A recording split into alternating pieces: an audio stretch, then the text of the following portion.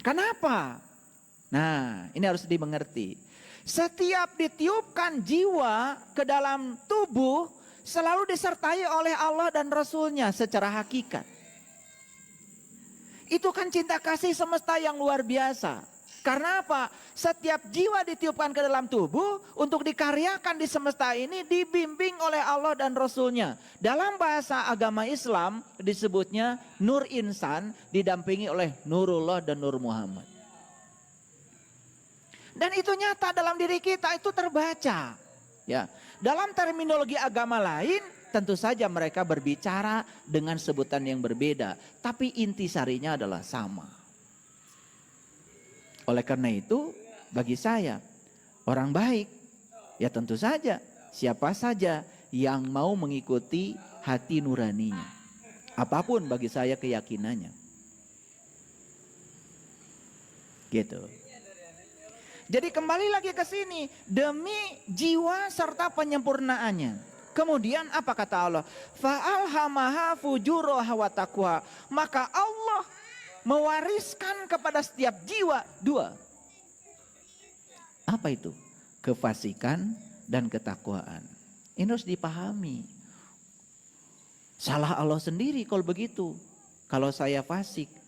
Karena Allah mewariskan kefasikan dan ketakwaan. Nah, ini yang harus dibedah agak dalam sedikit. Nah, jiwa ini kesuciannya bisa dilihat dari pikiran. Ulangi. Jiwa kesuciannya bisa dilihat dari pikiran. Jiwa yang suci tentu saja jiwa yang sering melakukan koneksi dengan yang maha suci. Karena dia sering melakukan koneksi dengan yang maha suci, jiwa ini menjadi terterangi oleh cahaya matahari ruhani. Akibatnya apa? Si jiwa ini sedang berada dalam keadaan terang benderang. Nah, jiwa yang terang benderang akan berpengaruh pada pikiran yang suci. Nah, jiwa yang kotor karena tidak terakses ke alam-alam tingginya tadi, kedua temannya tadi, ya, maka dia akan menjadi gelap gulita. Akibatnya kegelapan jiwa mempengaruhi kegelapan pikiran. Oleh karena itu maka pikiran cara bekerjanya cuma dua. Kalau nggak benar, ya salah. Kalau nggak baik, ya buruk. Makanya dulu ketika kita sekolah, pertama kali dulu sekolah, masih ingat gak? Ada soal namanya BS. Masih ingat gak? Nah sekarang udah gak ada lagi tuh. Jadi BS itu biasanya BS ada pernyataan sebelah kanannya. Kita disuruh menilai pernyataan ini benar atau salah. Apapun pelajarannya, matematika, fisika, kimia, biologi, sejarah, semuanya BS. Misalnya pernyataannya, Negara Republik Indonesia dimerdekakan pada bulan Agustus tanggal 17 tahun 1954. Nah, B atau S? Nah, S kan kalian pintar dulu, langsung dikasih bulat kan S-nya. Masih ingat kan? Nah, kenapa dulu ada soal BS? Itulah cara berpikir manusia. Jadi manusia itu pola pikirnya baru akan memberikan kepuasan kalau ada pembanding. Itu cara berpikir saja sebetulnya. Nah, tetapi kita menjadi terikat di situ oleh cara berpikir. Padahal benar salah itu adalah cara berpikir. Mekanisme pikiran memahami sesuatu harus ada pembanding. Itu pikiran. Nah, jangan lupa bahwa pikiran bukan diri sejati kita. Karena diri sejati kita adalah jiwa tadi. Tetapi pikiran, ya, pikiran bukan diri sejati kita, tapi pikiran menjadi indikator tentang bagaimana jiwa itu, kualitas jiwa itu. Ini harus dipahami. Jadi kalau begitu, apakah Allah yang mewariskan kefasikan dan ketakwaan atau kita sendiri sebetulnya punya mekanisme untuk memahami sesuatu? Harus ada dua, ada kefasikan, ada ketakwaan. Kalau begitu pertanyaannya, kefasikan dan ketakwaan salah apa benar?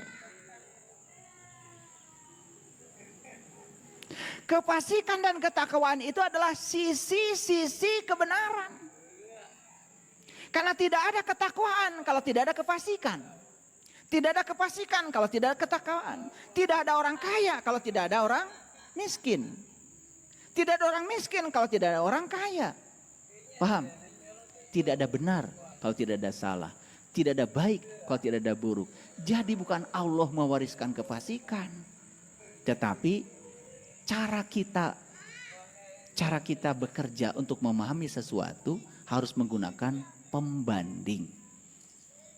Jadi jangan kemudian buru-buru, wah Kak Allah kan sudah mewariskan saya kefasikan. Gak apa-apa saya fasik, karena apa? Kan Allah yang mewariskan. Itu yang selama ini dipahami keliru tentang ayat ini. Seakan-akan Allah itu ngasih kefasikan, ngasih ketakwaan, dan kemudian kita disuruh untuk memilih salah satunya. Padahal kita disuruh untuk melampaui kedua-duanya. Ini nanti akan masuk pada kesucian. Ini cara saya mengajar pelan-pelan supaya dapat dimengerti. Baik, kita lanjutkan.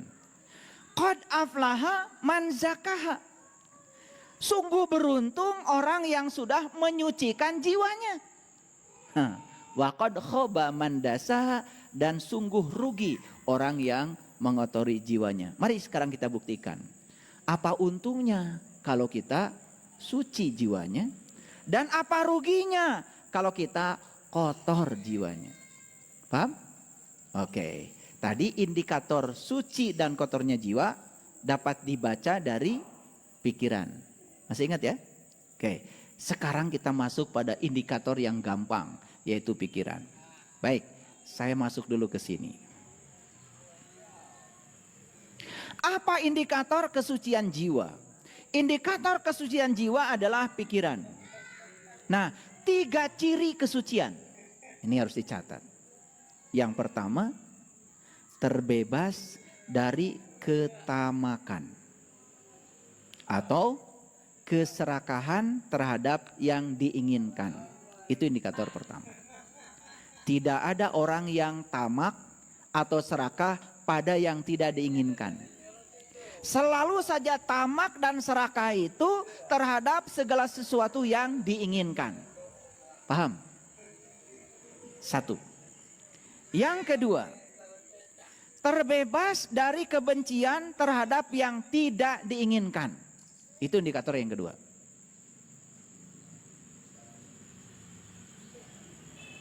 Tidak ada orang yang benci terhadap yang diinginkan. Saya benci sekali. Kenapa? Karena bulan ini kok saya bisa beli mobil. Ada nggak gitu? Gak ada. Saya benci sekali. Anak saya waktu kemarin tes ke perguruan tinggi diterima di banyak universitas. Ada nggak? Gak ada. Jadi kalau saya berbicara rakus, tamak pasti terhadap sesuatu yang diinginkan. Kalau saya berbicara benci, pasti terhadap sesuatu yang tidak diinginkan. Dan yang ketiga, terbebas dari kegelapan batin. Nah, pertanyaannya sekarang. Yuk kita ukur sekarang. Apakah jiwa kita suci?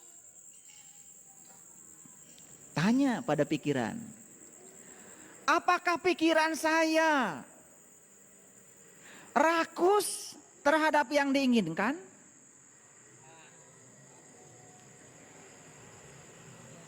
Sudah punya mobil 1 pengen 2, 2 pengen 3, 3 pengen 4. Terus aja tidak ada habis-habisnya. Ada sahabat baik 1 pada kita pengen nambah 2, 3, 4. Dan tidak siap kalau ada sahabat yang tidak baik pada kita. Pengennya semua sahabat baik sama kita. Pengennya semua orang baik sama kita. Hari ini jadi lurah, besok camat, lusa bupati, lusa lagi pengen gubernur. Nah, jika perlu di setiap jabatan itu jabatannya selama-lamanya.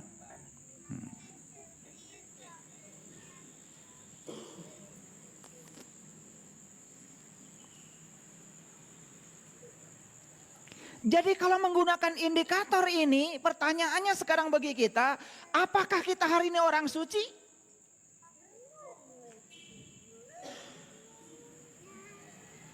Jawab dong. Diam semuanya.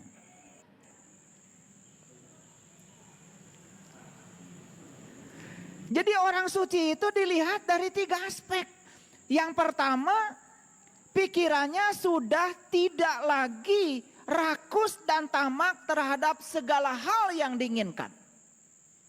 Yang kedua, pikirannya sudah selesai dari kebencian terhadap segala hal yang tidak diinginkan.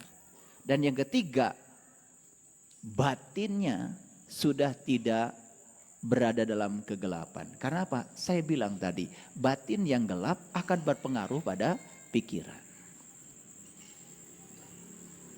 Jadi kalau menurut 3 indikasi ini, pertanyaannya sekarang, apakah saya orang suci atau tidak? Rek iraha. Jadi sekarang saya balik lagi ke ayat ini. Kita buktikan sekarang, apakah betul bahwa orang yang suci itu jiwanya beruntung? Apakah betul bahwa orang yang kotor jiwanya itu rugi? Sekarang kita buktikan. Kita sudah punya mobil 1.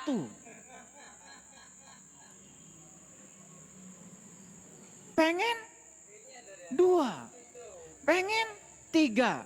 Pengen 4, coba ikuti semua pengennya. Hasilnya apa? Banyak mobil bukan? Setelah itu mobil banyak berderet, berikutnya apa? Bingung makainya bukan? Setelah berderet-deret itu mobil, bingung bayar pajaknya bukan? Itu mobil semua kehujanan, unggal poe, pagawean, ngan nyuci mobil. Betul gak? Apa untungnya? Ujungnya apa? Ujungnya ketika dia sudah punya segalanya, yang paling berbahaya adalah dia takut kehilangan semua yang sudah dia punya.